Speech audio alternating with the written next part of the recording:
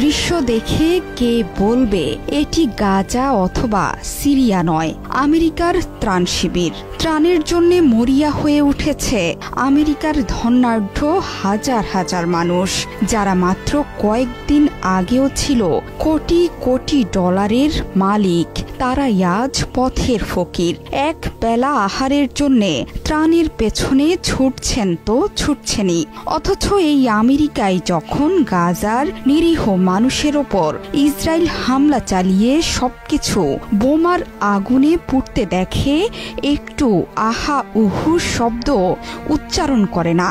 ইসরায়েলকে অন্ধ সমর্থন দিয়ে যাচ্ছে যুগের পর যুগ ধরে। তাহলে কি গাজার নিরীহ মানুষের হাহাকারের প্রতিশোধ আমেরিকার ধনাঢ্য মানুষের আর্তনাদে ফেরত এসেছে, যারা আজ পথে দাঁড়িয়ে দুমুঠো আহারের জন্যে হাপিত্যেশ করে মরছে?